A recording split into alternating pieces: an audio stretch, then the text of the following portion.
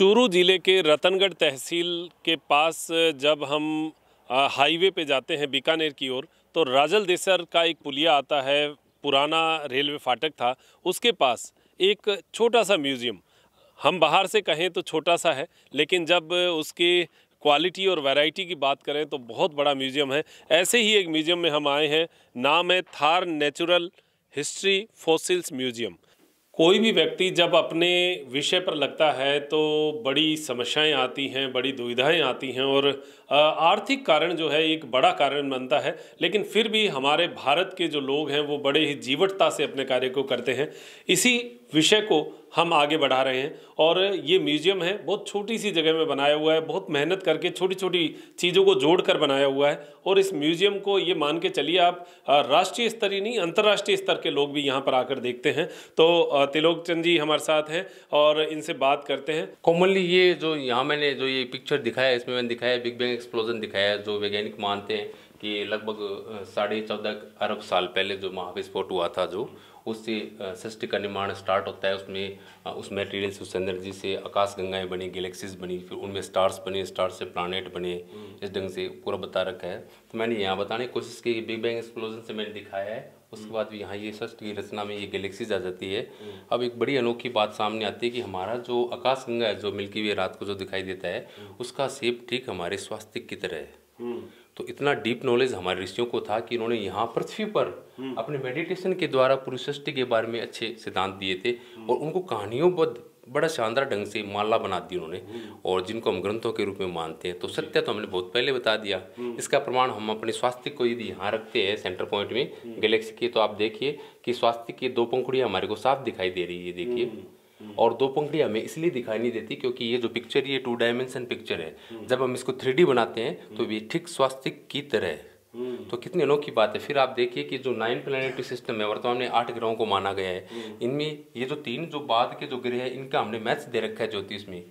क्या एक अंधा इंसान है वो एक हाथी की पिक्चर बना सकता है? उसने लाइफ में हाथी कभी देखा ही नहीं। फिर भी हमारे ऋषियों ने यहाँ दिव्य ज्ञान से इनके अस्तित्व के बारे में ज्योतिष में जोड़ा गया और वो भी एक्यूरेट बात बताई, एक्यूरेट दूरियां बताई, साइज बताई। बिल्कुल बिल्कुल। इनका जो पथ है, जो सूर्य के चारों तरफ चक्कर लगाने में जो पथ लगता है, इनको जो टाइम लगता है, वो पूरा हमने ज्योतिष में एक्यूरेट बता रखा है। तो ये हमारी साइंटिफिक उपलब्धि थी, जिसे आप वर्तमान में हम लोग नजरअंदाज कर रहे हैं। जबकि हमने सब कुछ, दुनिया को हमने सब कुछ दिया है। आज जो विज्ञान बता रही है, हमने हजारों साल पहले हमारे ऋषियों ने बता दी थी। अब आप देखिए कि जो सृष्टि की रचना हो गई है, लेकिन जब मैं विज्ञान से ये क्वेश्चन पूछता हूँ कि आप ये बताएं कि 15 अरब साल पहले क्या था, आपने माना है कि 15 बिग बैंग एक्सप्लोजन लगभग 15 अरब साल पहले हुआ, उससे पहले क्या था? तो कोई आंसर नहीं है। वो सिर्फ एक बात कहते हैं कि बोसॉन पार्टिकल, गॉड पार्टिकल, उनके पास आंसर नहीं है। लेकिन हम अपने ग्रंथों में यदि झांक कर देखें तो हमारे को पता लगता है कि शिव पार्थिव कहते हैं कि हे पार्थी, जिस ब्रह्मांड को तुम देख रही हो, जिस सृष्टि को तुम देख रही हो, जिस ब्रह्मा को तुम देख रही हो, ये तो तुम्हारे इस जन्म के ब्रह्मा है। ऐसे कोटि कोटि ब्रह्मा सृष्टि में आ गए। It means nature is zero, there is no starting point, no ending point, destruction and creation. ये तो हम लोग का है। 15 अरब साल तो एक ब्रह्मा जी की आयु भी नहीं है, एक ब्रह्मा जी की भी आयु नहीं है। तो साइंस क्या खोजेगी? ये तो हमने बहुत पहले बता दिया है। फिर हमारा जो ब्रह्मांड, इसके बारे में फिर एक अनोखी चीज बताता हूँ मैं। हमारे यहाँ फिर एक कहानी आती है कि हनुमान जी के सामने एक काला व्यूर नाम का राक्षस आ गया। तो हनुमान जी उसको पूछ रहे थे कि भाई ये बताओ कि ये तुम सृष्टि को खा रहे कैसे हो, किस लिए विनाश कर रहे हो? तो उन्होंने जवाब दिया कि भाई ये तो मेरा काम है, क्योंकि ब्रह्मा जी ने मेरे को कमंडल से बाहर निकालते तो मेरे को ये अधिकार होता है कि मैं सृष्टि को खा लूँ। तो आज देखिए वर्तमान में जो ब्लैक होल्स है, ब्लैक होल का सिद्धांत सुपरनोवा से निकलता है। जब एक तारे का डेथ हो जाता है, उसका ईंधन खत्म होने लगता है, तो वो अपनी मृत्यु करता है। तो मृत्यु होती है तो उसका सेंटर में जो ग्रेविटी इतना ज़्यादा हो जाता है कि उस तारे का एंड हो जाता है, और वो अपना जो मटेरियल फेंका हुआ है उसमें इतना ज़्यादा ग्रेविटी हो जाता है कि वो धीरे धीरे ब्लैक होल के रूप में आसपास की सृष्टि को खाने लगता है, जिसको हम ब्लैक होल के रूप में कह रहे हैं। तो ये आप देख लिए वो कहानियाँ सारी इसमें जो पूरी मैच कर रही है। आप हनुमान जी, काला राक्षस, आप देख लो, ये पूरा ब्लैक होल है। सृष्टि का एंड धीरे धीरे ब्लैक होल्स में हो जाएगा और लास्ट में वही जीरो बन जाएगा, फिर वापस सृष्टि का रिक्रिएशन हो गया। तो ये तो हमने बहुत पहले कह दिया जी। बहुत सही बात कही है। ये जो ग्रह जो बताए गए हैं, इन ग्रहों को अगर साइंटिफिक तरीके से देखा जाए या हमारे ऋषि मुनियों की कथाओं में, अगर कथाओं में कहा जाए तो क्या कहेंगे? देखिए हमारे जैसे एक कहानी आती है श्रीमद् भगवद गीता में, आप देखिए उसमें साफ लिखा है कि हिरण्यकश्यप, हिरण्याक्ष, दो राक्षस भाई थे, राक्षस माना है जैसे। तो हिरण्याक्ष नाम है। हिरण्याक्ष राक्षस ने क्या किया कि पृथ्वी को उठाकर पाताल में ले गया। तो भगवान विष्णु ने वराह अवतार लिया और पृथ्वी उसको मारकर पृथ्वी को बाहर निकाल के लाए। अब हम साइंटिफिक रूप से देखते हैं तो बिल्कुल प्रूफ होता है कि ये कहानी झूठी नहीं है। मैं आपको यहाँ प्रूफ करने जा रहा हूँ। जब स्टार्टिंग में हमारा सोलर सिस्टम बन रहा था, निर्माण हो रहा था, उस समय हमारा जो प्लानिटरी सिस्टम था ये 8-9 ग्रहों का नहीं था, बल्कि बहुत ज़्यादा ग्रह थे। उनमें से एक ग्रह था जो अपना परिपथ भटक गया था बिकॉज ऑफ एक्सिस डिस्टर्बेंस। जब हम जैसे खड़े हैं तो हमारा एक एक्सिस है, बैलेंस है। यदि हमारा एक्सिस से कुछ अनबैलेंस होता है तो हम गिरेंगे। तो इस ढंग से जब एक प्लानिटरी सिस्टम में हम देखते हैं तो एक प्लानिट का एक एक्सिस होता है, उस एक्सिस से यदि वो भटकता है तो हमारे सौर परिवार को छोड़ देता है। तो ऐसा एक भटका पिंड, उन्होंने उस पिंड को हिरण्याक्ष नाम दिया और वो हमारी पृथ्वी के रास्ते में आ गया। तो जब दोनों आमनो सामने आए तो दोनों की टक्कर हुई। टक्कर होने से हमारी पृथ्वी को ऊपर से टक्कर लगी थी और उस राक्षस का लगभग आकार मंगल ग्रह जितना बड़ा था। ये विज्ञान से प्रूफ हो रहा है जियोलॉजी में। और ऐसी स्थिति में जैसे टक्कर लगती है हमारी पृथ्वी का कुछ हिस्सा टूट के मटेरियल उस राक्षस का भी बॉडी जो है वो बिखर गया। तो आज जो मंगल और बृहस्पति ग्रह के बीच में जो एस्टेरॉयड बेल्ट है ये उसी राक्षस की बॉडी है। हमने उसको राक्षस कह दिया, ठीक है। और वो प्लानेट और उसके टक्कर से हमारी पृथ्वी है वो स्पेस में चली गई, क्योंकि स्पेस को हम पाताल भी कह सकते हैं। तो जैसे स्पेस में जा रही थी तो कहते हैं कि भगवान ने वराह अवतार लिया और हमारी पृथ्वी को बचा लिया। तो आप देखिए कि भगवान की बॉडी वो इन्फिनिट है, there is no fix body.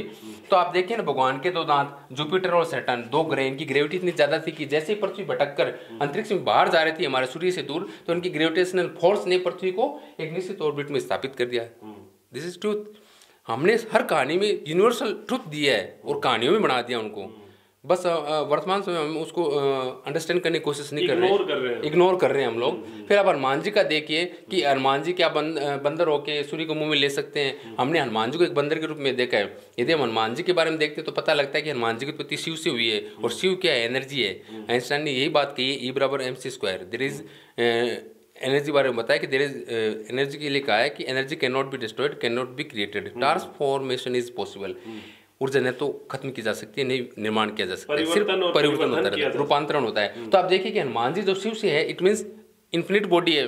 तो फिर सूर्य क्यों नहीं मुंह में ले सकते? लेकिन मैं इसको यहाँ प्रूफ कर रहा हूँ विज्ञान से कि जब हमारा प्लानिटरी सिस्टम बनने से पहले की बात है कि जब एक तारे का डेथ होता है तो उसका मटेरियल है वो स्पेस में बिखर जाता है। उस मटेरियल में गैस होती है, डस्ट होते हैं, पार्टिकल्स होते हैं, एलिमेंट्स होते हैं, ये क्लाउड होता है। जब इस क्लाउड में वापस फिर रोटेशन के द्वारा ग्रेविटी ज्यादा क्रिएट होगी सेंटर पॉइंट में, तो सूर्य का निर्माण हो गया। और जब सूर्य का निर्माण होने के बाद में सूर्य ने डिस्क के रूप में उस मटेरियल को वापस अपनी तरफ ग्रेविटी के द्वारा कंप्रेस करने की कोशिश की, तो जो डिस्क का निर्माण हुआ, उस डिस्क के टूटने से हमारा प्लानिटरी सिस्टम बन गया। ये प्रूफ हो रहा है। लेकिन जब हमारा सूर्य स्टार्टिंग में स्टार्ट हुआ था, उस समय चारों तरफ जो बादल का जो रिमेनिंग मटेरियल था वो चारों तरफ सूर्य की ग्रेविटी से लिपट गया था रेपर की तरह। तो सूर्य अंधकार में होगा। तो आप देखिए हनुमान जी का बॉडी के रूप में माना है ना, सूर्य के चारों तरफ लिपट गया, इट मींस कि अंधकार में हो गया सूर्य, और हनुमान जी ने सूर्य को मुंह में लिया क्योंकि हनुमान जी बॉडी इन्फिनिट है। तो ये घटना तो सत्य है, असत्य नहीं। और जैसे कि अभी व्हाट्सएप पे भी बहुत वायरल हुआ था तुलसीदास जी का जो दोहा है, जुग सहस्र योजन पर भानु, लिल्यो ताहि मधुर फल जानू। बिल्कुल, युग सहस्त्र का जैसे हम डिस्क्रिप्शन देखते हैं संस्कृत से भी यदि मेल करते हैं हम, तो मैथमेटिकली ये प्रूफ होता है कि पृथ्वी की सूर्य से जो दूरी है वो फॉर्मूले में आती है। तो क्या ये बाई चांस हो गया? कितना सटीक इंफॉर्मेशन हमने दी है दूरी के बारे में। और इस ढंग से बहुत सी घटनाएं हैं, यदि हम जिक्र करते तो यहाँ देखिए जो हमारा स्टार्टिंग में जो लाइफ है, ये पानी में जल में काय के रूप में जो जीवन स्टार्ट होता है, लेकिन डेवलपमेंट होते थे मछलियों का युग, जिसको हम एज ऑफ फिशेस बोलते हैं, डिवोनियन काल है वो, जियोलॉजी में डिवोनियन काल बोलते हैं। तो ये मत्स्य अवतार से मेल खा रहा है। फिर आप देखिए कच्छप अवतार बोलते हैं, तो एम्फीबियन के रूप में कच्छा होता है, तो ये भगवान का एम्फीबियन अवतार मान सकते हैं। तो हर कहानी आपको मैं प्रूफ करता चलूंगा। अभी देखिए आगे, तो मैंने यहाँ पूरा ये लाइफ का पूरा यहाँ दे रखा है कि किस ढंग से इवोल्यूशन के द्वारा जीवन में विकास होता है। जब जुरासिक में आते हैं तो डायनासोर का विकास हो चुका था, मछलियों से एम्फीबियन बने था। ये कनाडा में एक फॉसिल मिला था एथियोस्टोगा का, और इसमें दोनों गुण थे, जलचर के और उभयचर। ये उभयचर था, जलचर और थलचर दोनों थे, और इसी फॉसिल से ही इसको कड़ी माना गया है, जलचर और थलचर की। और इसी कड़ी से डेवलपमेंट होता है लेजर्ड का। ये बिग लेजर्ड से, ये डायनासोर थे, इनमें बहुत तरह डाइवर्सिटीज थी, जैव विविधताओं के रूप में ये विकसित हो गया था। फिर जैसे ही उनका पिंड टकराता है तो डिस्ट्रक्शन होता है, डिस्ट्रक्शन से जो जीवन थोड़ा बहुत बचता है उसमें फिर वापस आप हम देखते हैं लेमुर वंश का पूर्वज देखिए आप, यहाँ प्राइमेट्स हो जाते हैं, फिर लेमुर्स में यहाँ फिर बंदर वंश का विकास होता है, फिर बंदर वंश से धीरे धीरे डेवलपमेंट के द्वारा हमारा जो इंसान जिसको हम बोले ये इंसान बनता है। तो यहाँ कोई धर्म और जाति का कोई मेल नहीं है, इंसान ने अपने अकॉर्डिंग सुविधाओं के अनुसार धर्म को अपनाया, उसमें चेंजेस किए और नियम बना दिए, सब कुछ चाहिए, लेकिन हमारा जो पूर्वज था वो एक था। जी, तो आप देखिए ये जो पूरा इंसान तक का जो ये डेवलपमेंट है ये यहाँ पर म्यूजियम में इन्होंने, हमने हालांकि किताबों में बहुत पढ़ा है, लेकिन एक तरीके से जो है इसको यहाँ पर बताने का एक जो रूप इन्होंने दिखाया है। और क्या आगे क्या जो रूप है वो क्या बताएं? फिर आप देखिए इसमें लगभग आप देखिए यहाँ से स्टार्ट करते हैं हम 1 करोड़ साल से, फिर इंसान का पूर्वज धीरे धीरे विकसित होता चलता है। ये आप स्टार्टिंग में देखिए इंसान का पूर्वज है, इसका देखिए इसका लिए छोटा है, आगे मुंह बंदर जैसा है, ये चेसिस फिर धीरे धीरे नॉलेज बढ़ने से इसका चेसिस बड़ा हो जाता है और फिर धीरे धीरे डेवलपमेंट होते होते वर्तमान इंसान तक पहुंचता है। इसके दौरान हम देखते हैं आर्गेस्टर, होमोपिथेक्स, रामोपिथेक्स, कैनोपिथेक्स, सिंजोपिथेक्स, ऑस्ट्रेलोपिथेक्स, लेंडरथल, फिर इरेक्टस तक पहुँच के फिर आगे जाके होमो सेपियंस तक आ जाते हैं। और ये जो फर्स्ट प्रमाण मिला हमारे को, ये इरेक्टस का एक कंकाल मिला इथोपिया में, अफ्रीका में, उस कंकाल के साथ में सबसे पहले लकड़ी के कोयले मिले थे, तो वहाँ ये प्रमाण मिलता है कि इनको आग का नॉलेज हो गया था। लेकिन हमारे बुक्स में लिखा हुआ है कि इंसान ने पत्थरों से आग का आविष्कार किया, मैं इसको स्वीकार नहीं करता, क्योंकि इंसान को, हमारे पूर्वजों को ये नॉलेज नहीं था कि आग भी कोई चीज़ है, तो आविष्कार कैसे करेगा, आग कोई आविष्कार की चीज़ है क्या? सही बात है। तो बहुत सारी चीज़ें हैं ऐसी जो हम जानना नहीं चाहते या फिर हमारे पास उसका पूरा नॉलेज नहीं है। तो एक छोटी सी जगह पर बैठकर जो है इनके द्वारा ये पूरी मेहनत की जा रही है। तो क्या जैसे आपने जो दशावतार बताया उसमें इस इंसान का कहीं नाम आता है? यदि हम देखते हैं तो भगवान के जो 10 अवतार बताए उनमें कहीं ना कहीं पूरा विज्ञान की कहानियाँ एक दूसरे से सटीक चल रही है। जिस ढंग से जैविक विकास मैंने बताया है वो कहानियाँ भी उसी सीक्वेंस में चल रही है। उसमें कहीं ऐसा नहीं कि उन्होंने कच्छप अवतार पहले बता दिया, मत्स्य अवतार बाद बताया, ऐसा कुछ नहीं है। हम सीक्वेंस यदि मिलाते हैं तो सारे सीक्वेंस मिलते जा रहे हैं, आप देखिए। जी, तो ये अवतारों की जो है कहानी यहाँ पर कहानी ही है और इसके द्वारा साइंस को हमारे शास्त्रों में, हमारे वेदों में बताया गया है। तो ये एक म्यूजियम, और इस म्यूजियम में हम आपको जो है ऐसी ऐसी चीज़ें दिखा रहे हैं जो आपको भी पता होनी चाहिए और आपके बच्चों को इसका नॉलेज होना चाहिए। तो ऐसा ही नॉलेज लेने की कोशिश कर रहे हैं। आगे क्या है इसमें, क्या आप बताना चाहेंगे? इसमें आप देखिए ये पूरा लाइफ सर्किल है जो बाहर मैंने मॉडल बना रखा है। इसमें जो लाइफ है वो 3.8 अरब साल पहले ये जो विकसित होती है, धीरे धीरे डेवलपमेंट होता होता इनको हमने अलग अलग नाम दे रखे हैं। मिसिसिपियन पीरियड है, कहीं डिवोनियन पीरियड है, ये नाम है, ये हमारे भगवान का वो मान सकते हैं अवतारों में आ रहा है। धीरे धीरे लाइफ डेवलपमेंट होती थी, वर्तमान इंसान तक पहुंच जाती है। हाँ, हमने हिमयुग भी देखा है, हमारे पूर्वजों ने हिमयुग में संघर्ष भी किया है मानव जाति को जिंदा रखने के लिए। हम सब वो चीज़ें भूल गए आज।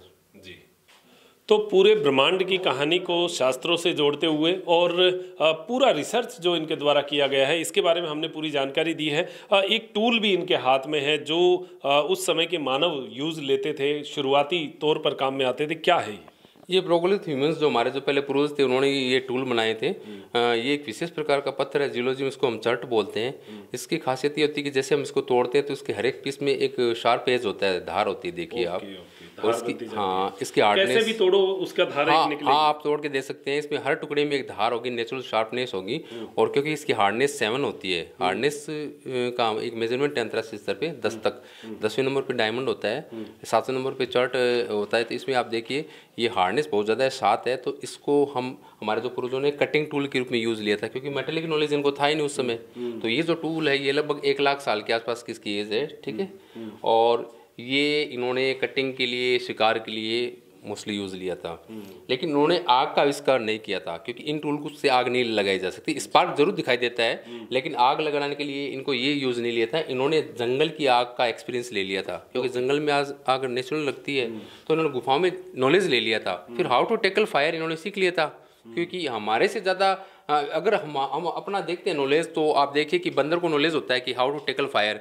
हम तो बंदर से ज़्यादा डेवलपमेंट है। तो इसलिए हमारे जो पूर्वजों ने आग को प्रिजर्व रखना स्टार्ट कर दिया था, और उसी आग को प्रिजर्व करते हुए वर्तमान समय 100 सालों तक तो हम आग को प्रिजर्व करते थे। ये हम आप भी कॉमनली जानते हैं। क्या बात है। तो ये पूरी जानकारी हमने जानी है और इनके द्वारा एक म्यूजियम को जो है वो संचालित किया जा रहा है। आप इनसे और भी बहुत सारी जानकारी ले सकते हैं। जो स्कूल्स के जो बंदे हैं, जो प्रिंसिपल्स हैं, वो अपने बच्चों को यहाँ पर लाकर इस पूरी जानकारी को अगर एक बार एक विजिट हो जाएगी तो बच्चों के लिए बहुत शानदार हो जाएगा। इनके नंबर मैं जो है वो स्क्रीन पर दे रहा हूँ और समय भी उसमें डिसाइड है कि इतने समय तक ही ये बात कर सकते हैं, उसके अलावा बहुत बिजी रहते हैं, तो आप ज़रूर इनसे डिस्कस भी कर सकते हैं। तो तिलोक जी, बहुत बहुत धन्यवाद आपका, आपने ये कुछ बातें बताई हैं। थैंक यू वेरी मच और आई एम वेरी लकी, आपने मेरे को मौका दिया। और मैं चाहता हूँ कि जो अपना जो यंग जनरेशन आ रही है उनको फैक्ट मिले, नॉलेज मिले, ट्रुथ जाने वो, और उनका जीके अच्छा हो। तो यहाँ बहुत सा जीके है, अगर कोई आए तो उनको जीके बहुत अच्छा मिल सकता है यहाँ।